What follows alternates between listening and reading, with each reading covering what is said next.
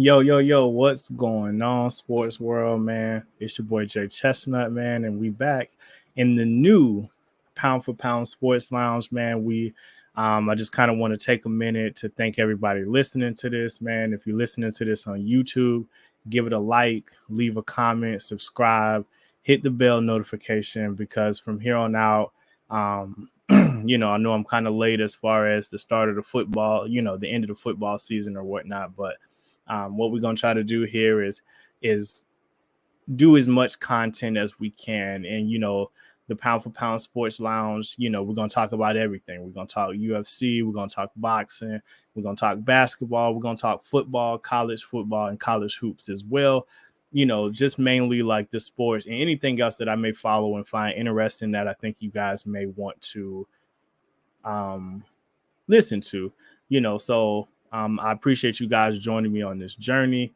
Tell a friend to tell a friend, and eventually, as we grow, this will become a more interactive brand, and we'll talk sports, man. And that's what it's all about. I think sports is something that brings us together, and something I just love talking. I can talk sports all day with anybody. So I want to make it a point to make this brand something that people want to listen to, whether they're podcast listeners, on long road trips, or whether they just like listening to it on YouTube as as they're going through their day at work or whatnot.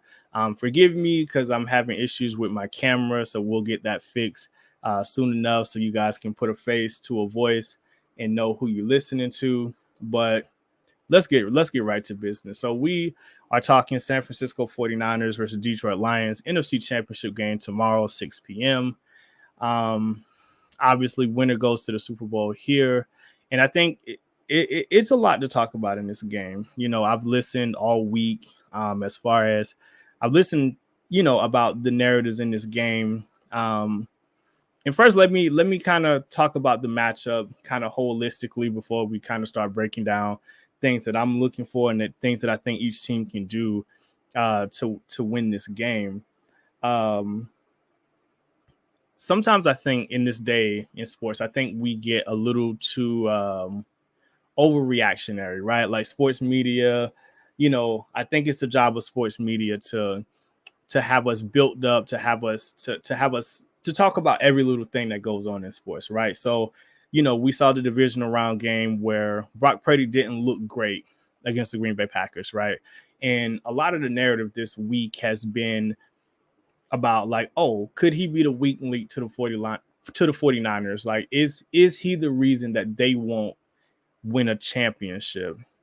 And when we look at this roster, I think up until Christmas night, we all looked at this roster as probably the best roster in football. They still, from a high-end talent standpoint, might still actually be the best roster in the NFL. I just think once we've seen them like get pushed around and get the shit kicked out of them Christmas night by the Ravens, and then watching the Packers essentially outplay them for 57 minutes of that game last Saturday night, I think the narrative has kind of switched on it.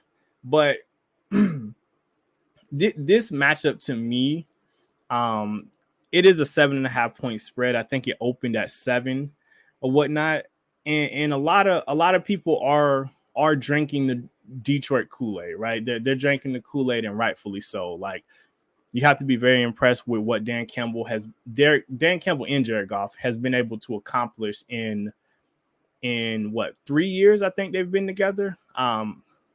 3 years, I think they've been together. And they've built the offensive line in front of them. They've filled that team with weapons. They're offensively dynamic. I think we have such an overreaction, right? I've heard a lot of people say that they feel like this matchup is a very close matchup. It's a dangerous matchup for San Francisco.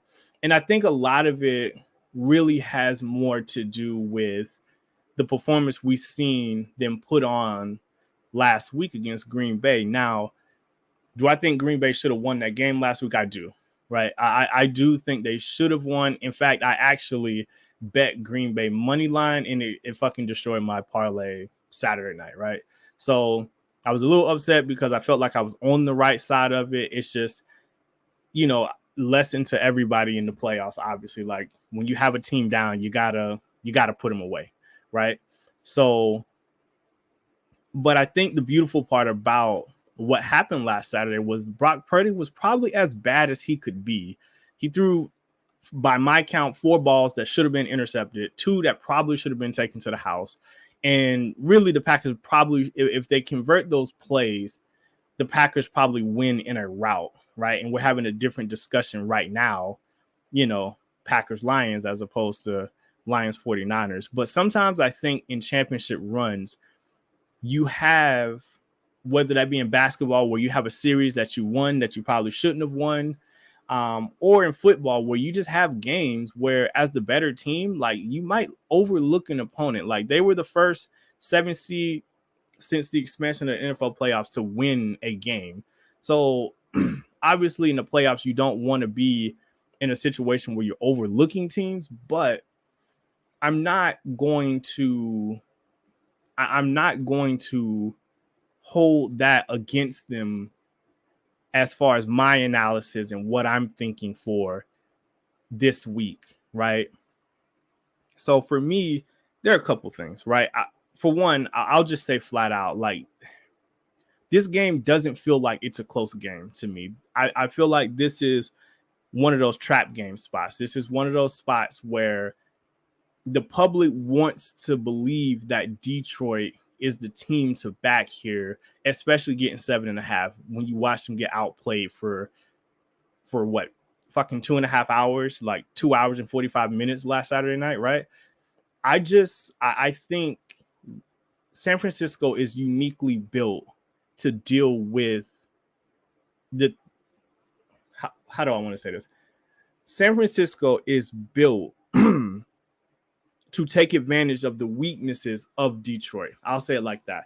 And what are the weaknesses of Detroit? The fucking pass defense is horrendous. Like they are terrible on the backside of that defense. Now, in the playoffs, it doesn't seem that way because they're not getting like absolutely lit up with points. They're finding ways to get situational stops.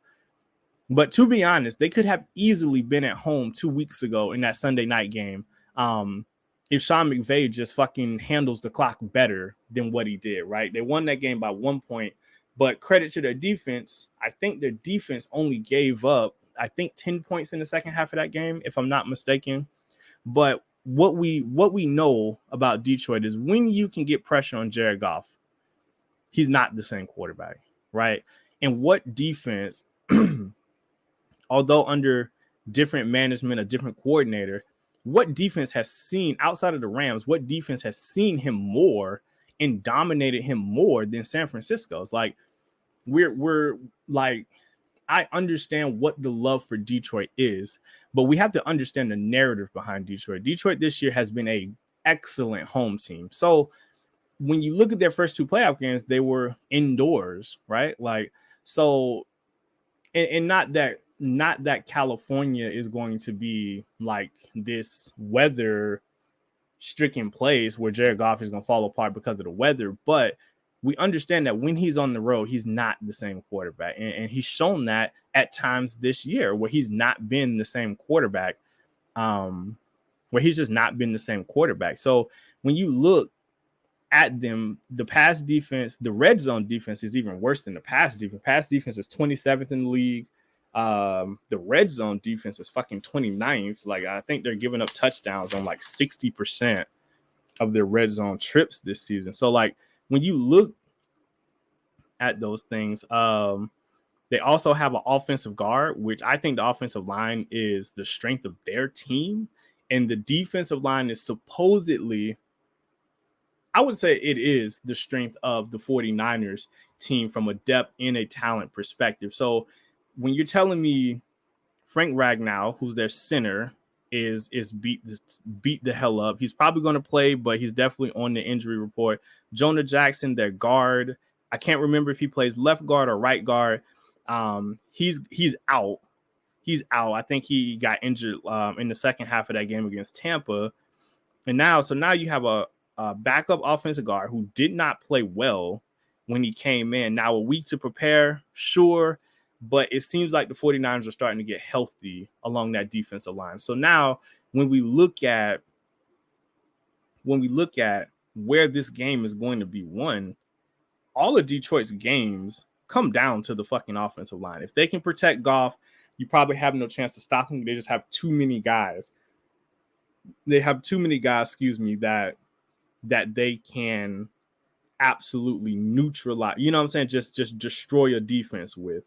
But if you're gonna tell me that, let's see, 2 of the 5 guys, especially in the middle of the pocket for Jared Goff, are not going to be, one's missing, one's not even close to 100%.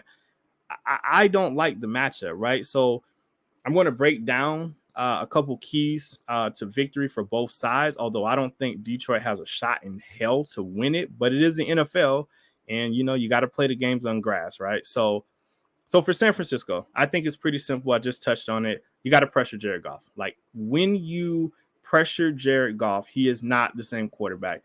Like, and if you don't believe me, go back to the wild card game against the Rams. I think there was a play in, I can't remember if it was in the second quarter or the third quarter.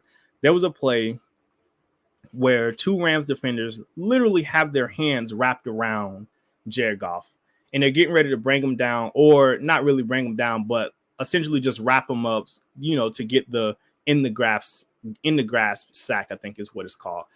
And he sees a teammate flash in the corner of his eyes, and he throws this fucking 2-handed chest pass backwards to the running back, I believe it was, that travels 7 yards backwards before the running back can jump on it. It's like plays like that could be a fucking disaster when you start to put pressure on them. When you think back to the Dallas game, when they started to heat the pocket up, he threw 1 or 2 terrible picks in the fourth quarter of that game, and somehow people are still blaming the 2-point conversion call. Kind of worked out for Detroit because obviously they got 2 home playoff games anyway. But for San Francisco, you have to pressure Jared Goff. I think if they pressure Jared Goff, I think he's going to throw it to him a couple times. He could fumble the ball. Who fucking knows? And they've been beating up on this guy most of his fucking career. So pressure Jared Goff is the key for me for San Francisco. So for Detroit, if Detroit's going to pull the upset, I think you have to win the game in the first quarter. And here's what I mean. And the key to San Francisco, the key to beating San Francisco is it's a couple things. I think you have to be really physical with them at the line of scrimmage, right? You cannot allow their offensive line, when they have the ball, you cannot allow their offensive line to dictate terms to your defense, right? So when they are able to play from ahead, that allows Shanahan to window dress his runs, to get Debo, McCaffrey, all these guys going downhill at you. And after a certain point in time, that opens the play action, the drop back game. They can spread you. You know what I'm saying? They can do a lot of different things to you once they get it going. Now for Detroit, it's really good because they are the second. I think statistically they are the second best run defense. They were on a yards per game basis, so they were really good at stopping the run this year, right? They were really, really good, but that could be skewed because their secondary was so terrible. So obviously teams could probably throw the ball, would choose to throw the ball more than they would choose to run it, right? But if you're going to beat San Francisco, I think you have to jump on them in the first quarter. You have to make San Francisco one-dimensional. And in this spot, I didn't talk about the pressure earlier, but you have to understand that the pressure is all on San Francisco here. San Francisco has a veteran team. They have a high-priced team. They're not extremely deep. They're a team that has probably the best left tackle in football, one of the best utility wide receivers in football, a really good young wide receiver, the best running back in football, probably one of the best edge rushers in football, in Joey Bosa, probably the best or second best middle linebacker. Like they are loaded, and they're paying a lot of money for guys to be able to bring this whole thing together. So the pressure on San Francisco is really, really enormous, right? And if Detroit can take a first quarter lead, or at least make San Francisco have to play football early, like if you don't allow that snowball, that avalanche effect for San Francisco, we've seen Purdy struggle at times when you have to play in this nip and tuck game. Now, lucky for them, the Packers fucking gave them a game last week, right? So if you're Detroit, if I win the coin toss, if I'm Dan Campbell, I'm taking the ball first off, and I'm going to put it on my offense to make a statement, go down the field and score. And then that place, you're going to be able to hear, if that happens in that sequence, I think you're going to be able to hear a pin drop in Levi Stadium. You know what I mean? Because then that nervous energy starts to creep in where you're like, oh, fuck, man. Like, here we go again. Is this a repeat of last week? So Detroit just has to get San Francisco, whether that be by stopping the run or by jumping on them, scoring points early. They have to make them one-dimensional. Because when Christian McCaffrey is not running the ball downhill, they are a significantly less effective offense, right? And then you force Brock Purdy to be a volume passer, which that offense is not and has not ever been designed to be a volume throwing offense, right? It's a West Coast spread run system. Everything is predicated off the run, single back, run left, run right, like two tight ends, you know what I'm saying? Like two tight ends, two receivers on the outside, everybody's blocking. And once they can get downhill and start giving you different looks, then they start opening it up and kind of making you look silly, right? So for me, if Detroit can just keep the game in the first quarter from being a blowout and then keep it there over time, they put the pressure on San Francisco, the pressure is on San Francisco to win it regardless of what happens in this game and what happens in the AFC Championship game, right? Okay, so for my X factors for this one, I'll start with Detroit here. So for Detroit, I think it's Jahmyr Gibbs, right? I didn't go too far into depth on this one. Like, I think Jahmyr Gibbs, when you look at San Francisco, their third best rush defense, but I think their run numbers are a little skewed because they've played a lot of the season with the lead, right? Like, and not like 3-7-6 point leads, like one possession leads. They are like blowing teams the fuck out. So it's like I didn't take a chance to look at how many attempts, like the percentage of runs versus passes that the defense had to face, but I'm pretty sure, with the pass defense being 14th, I'm almost positive that it was a lot of, hey, we got to throw the ball to get back in this game. But they are still not a defense with Greenlaw and Warner that you can just power run against them, right? So this feels to me like a Jahmyr Gibbs type game, being able to probably get out on the edge. And we saw Baltimore take advantage of being able to run kind of in between that guard tackle spot or just outside the tackle altogether, and get on the edge against that defense, right? So that's Jahmyr Gibbs is the X factor for Detroit for me. For San Francisco, it's Kyle Shanahan, man. Like I know he doesn't put on pads or anything like that, but I think the part that wasn't talked about enough last week was the odd play calling for Kyle. Like, Kyle gets into these spots, like, and now we've seen him in multiple big games. Like, play calling just fucks off a game, man. Like 28-3 Super Bowl against Atlanta.